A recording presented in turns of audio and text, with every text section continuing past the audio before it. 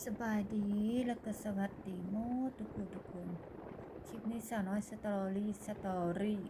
ก็จะพาทุกคนเลาะตัวเมืองนครหลวงเวียงจันทน์อีกด้วยทุกคนเลาะเบิ่งตึกอารามบ้านช่องเนาะทุกคนถนนเส้นนี้เพิ่นเอิ้น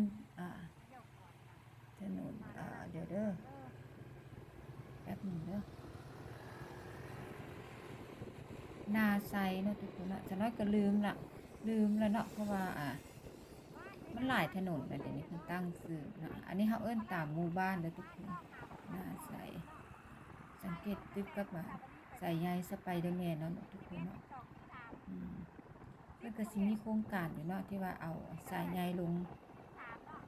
ใต้ดินเนาะแต่ตอนนี้เขาก็เบิ่งไปก่อนเนาะสายใยสไปเดอร์แมนเบิ่งในลักษณะว่าเป็นสไปเดอร์แมนนี่มันก็งามอยู่เนาะตึกอารามบ้านช่องแบบแล้วเต็มภูมิมีฐานะก็เฮ็ดหลายสั้นแน่เนาะ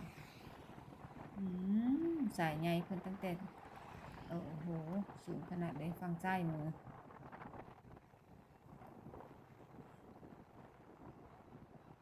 ตรงนี้เป็นที่ทำการของรัฐบาลเนาะเป็นที่ทำการของภาครัฐแต่ก่อนเฮามาเฮ็ดพาสปอร์ตหม่องนี่แหละหรือว่า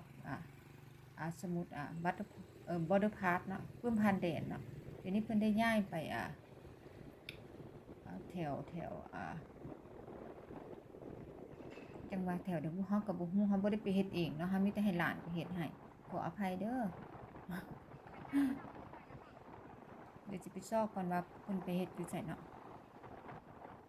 ตรงนี้เฮาจะเลี้ยวไปทางฝั่งซ้ายมือเด้อทุกคนเด้อถ้าไปตรงเนาะจะไปตลาดเช้าหรือว่าช้อปปิ้งมอลล์เนาะทุกคนเนาะ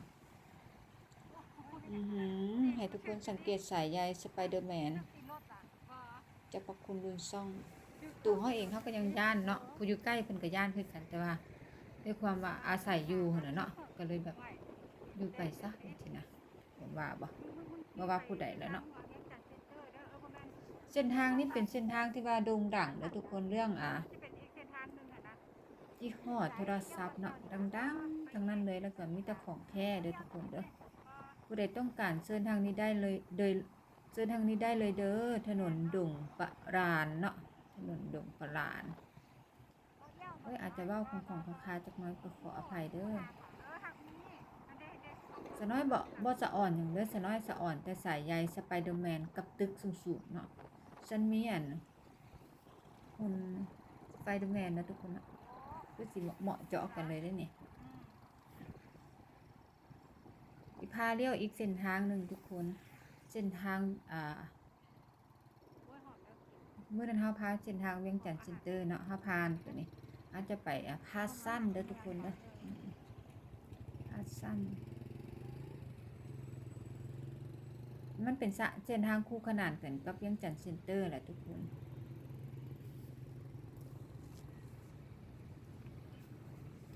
อันจะเลี้ยวขวาเนาะไปทางพาสั้นเนาะคอนโดกะติดกับพาสั้นเด้อพาสั้นตัวเองก็ยังว่าบ่ถูกปานใดเด้อทุกคนเด้อเคยมาเที่ยว2 เทื่อหรือ3 เทื่อมาเบิ่งซื่อๆดอกบ่ได้มาซื้อหยังดอกทุกคนโดยคิดเศรษฐกิจนะตึกฝั่งขวามือนี่เป็นเวียงจันทน์เซ็นเตอร์เด้อทุกคนฝั่งซ้ายมือแล้วเป็นพาสั้นนะทุกคนเนาะพาสั้น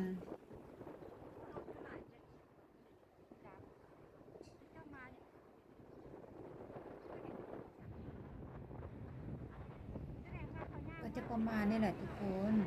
มองที่ว่าเพิ่นพัฒนาเนาะเป็นแหล่งท่องเที่ยวเป็นห้างสรรพสินค้าก็เอาดูดีแน่จักน้อยนึงแหละเนาะบ่ว่าหม้องใด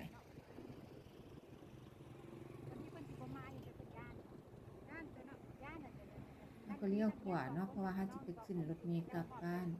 คลิปนี้ก็ซ้ำนี้เด้อทุกคนอันนี้เป็นถนนเส้นภูเวียงเด้อทุกคนเด้อคลิปนี้ก็ซ้ำนี้เด้อทุกคนคลิปหน้าเจอกันใหม่ว่าสาวน้อยสตอรี่จะพาไปเลาะเส้นทางใดเนาะขอบคุณสำหรับก็ขอบคุณทุกกำลังใจ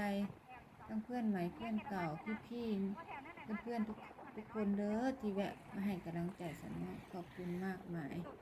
คลิปนี้สันเนาะก็จบแค่นี้เด้อ ออกงานส่งไปน้องไอ้คนน้องสาวมาจากบ่เห็น บางครั้งเฮาขับรถรอเฮาก็บ่เบื่อได้ทุกคนเพราะว่าเฮาบ่ได้ขับเนาะมีคนขับมีเฮาแล้วเฮาก็อ่าอัดคลิปไปจังซี่นะมันจะบ่เบื่อได้เพราะว่ามันได้เบิ่งหั้นน่ะขนาดบ้านเมืองเจ้าของเองเจ้าของก็ยังอยากเบิ่งเพราะว่ามันมีการเปลี่ยนแปลงไปแต่ละปี